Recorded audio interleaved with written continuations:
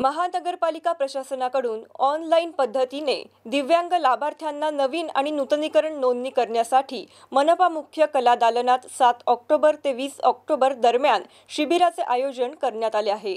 या शिबिराला उत्स्फूर्त प्रतिसाद मिळत असल्याचे दिसून आले आहे।